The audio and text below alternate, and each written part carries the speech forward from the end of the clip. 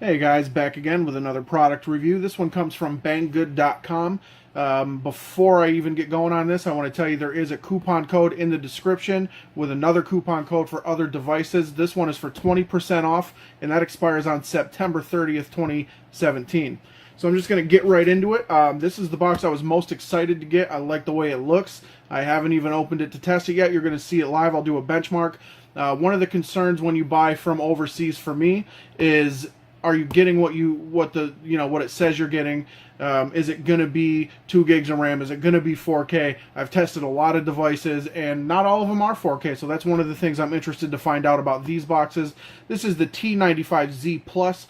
It is an S912 octa-core processor, 2 gig RAM, 18 gig storage space, Android 6.0. You can see the box is, nothing real fancy. I like the gold lettering. Comes with a sleeve on the outside. We're going to jump right into that. And pretty basic on the front TV box. That kind of says it all.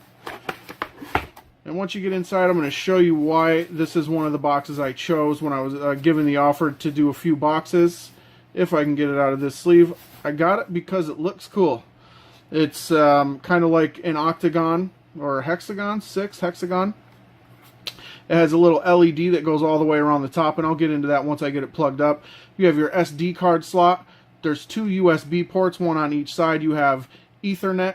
This is your optical fiber optic sound.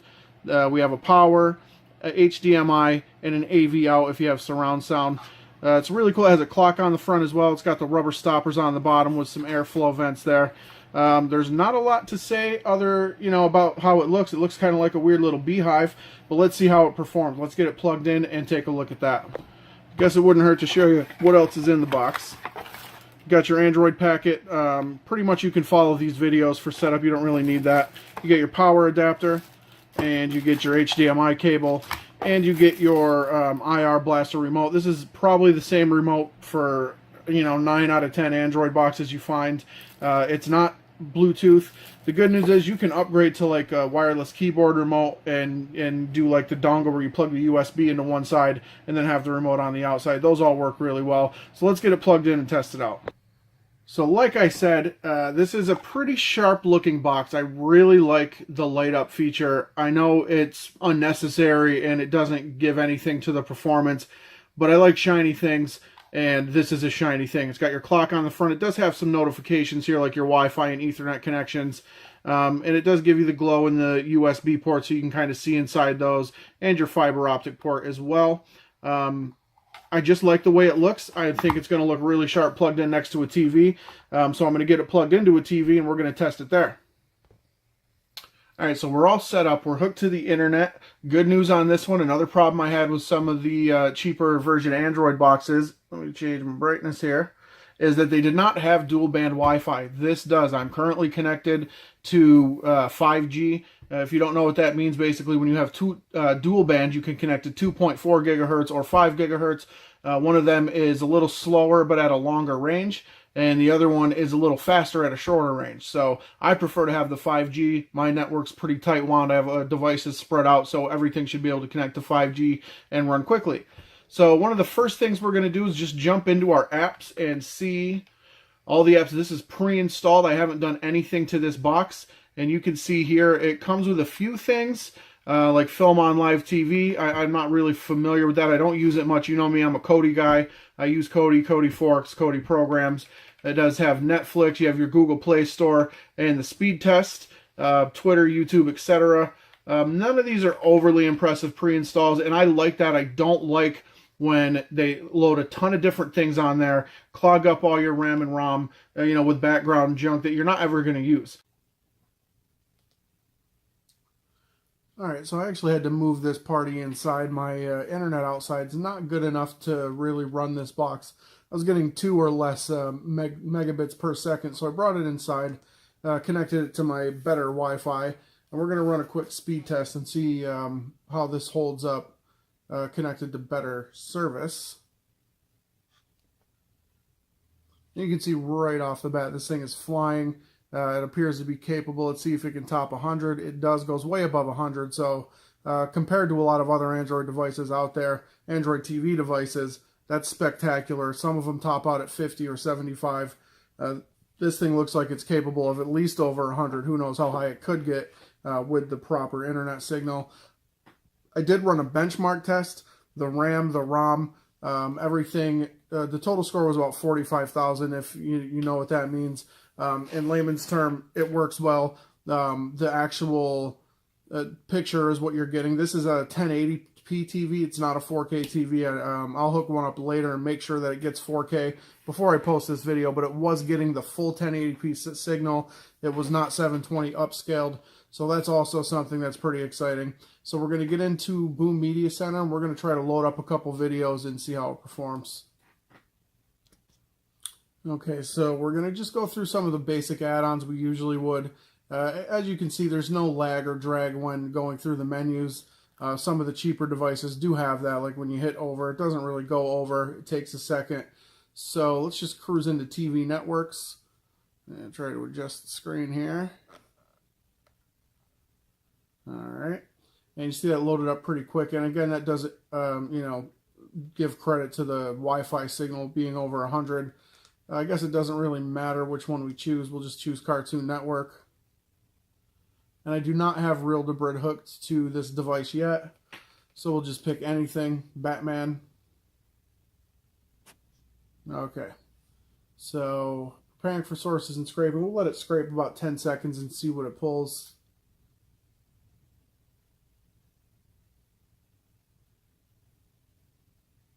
It's jumping around a little bit. I don't think that's the device. That's probably the add-on. It does this sometimes. But we already pulled 18 sources, so we'll just click on the top one and see how quickly it loads and, the quality of the picture and everything.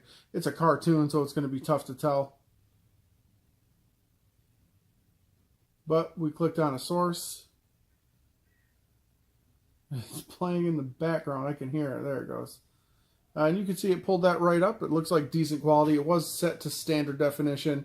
So we're going to stop this one. Pulled right up. Doesn't seem to be any choppiness or anything like that. We're going to try a movie as well. We'll go to this one. And we'll go down to a random one that should be available in HD.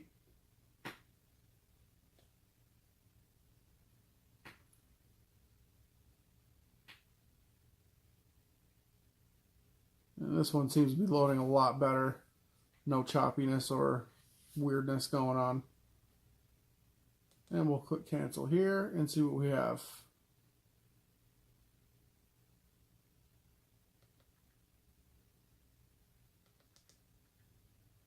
Click on the G video one. Those usually work the best. Stand corrected.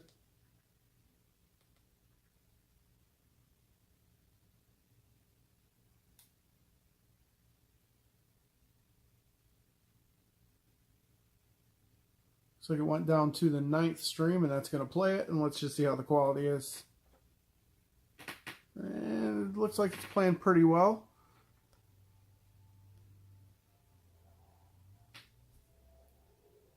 Good high quality picture, no stuttering. It's handling the HD stream pretty well. So I mean, that's all you can really ask for out of a device like this. I'm going to get out of here and try to log into something live and see how that performs as well.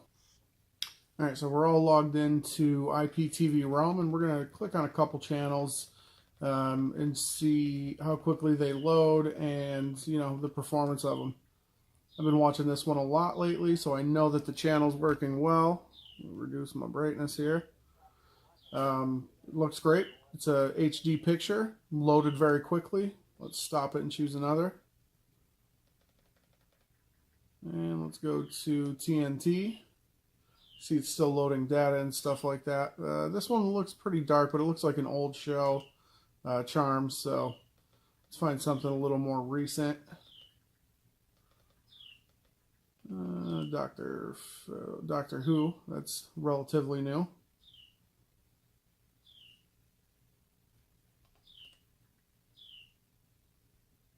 And that's also in HD. It looks fantastic.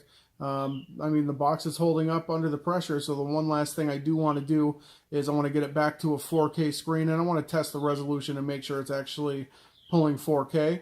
and once we get all set up out there, and we'll give you final thoughts.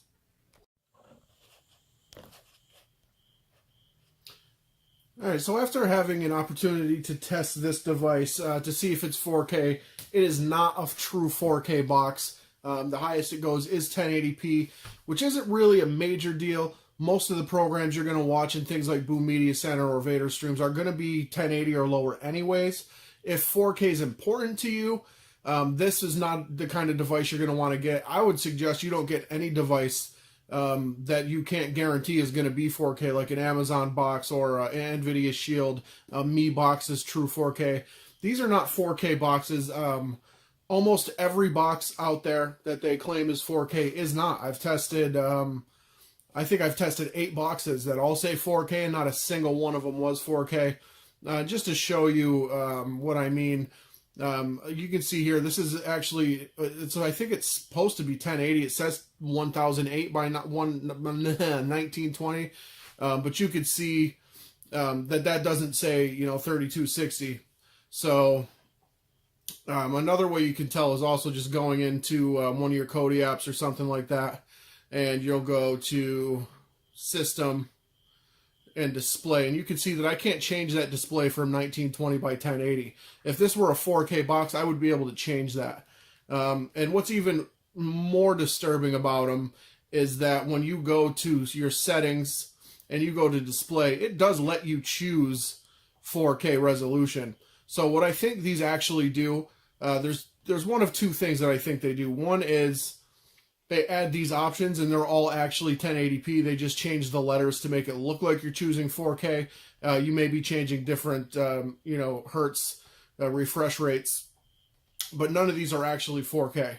And as you can see, like the refresh rates on 1080p, let's see, let's get all the way up there. It does go to 50 or 60 hertz. I did turn on HDR, and you can see when I turn them off and on,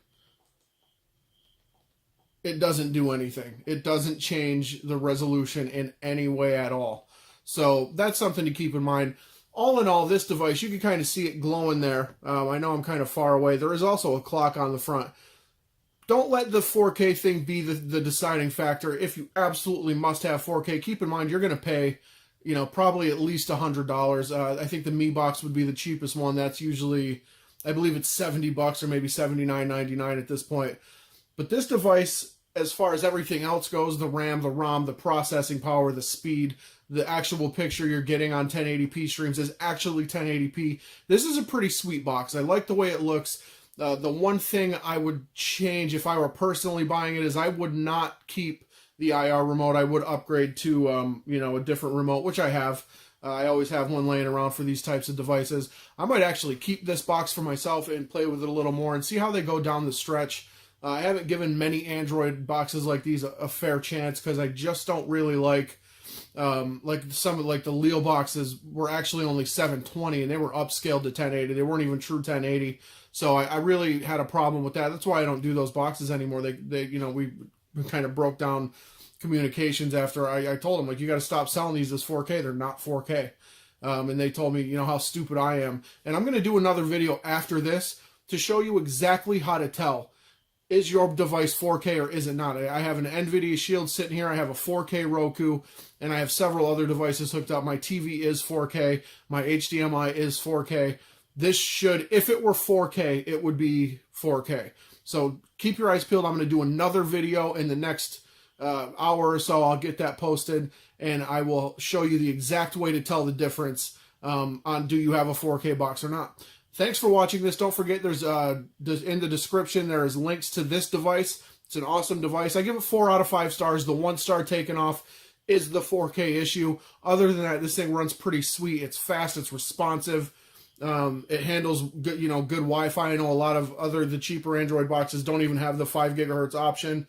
They're not capable of running at high speeds. It has Ethernet, two USB ports. It has a lot of options. I love the way it looks. It's a really nice box. Don't forget, you can get a discount. There's a coupon code in the description. And don't forget to subscribe to my channel. I have more devices coming from baggood.com, and I'm going to give them my full and honest review. And I'll also keep the discounts coming as long as I can. As long as they'll keep hooking me up with discounts, I'll keep hooking you up with them. Thanks a lot.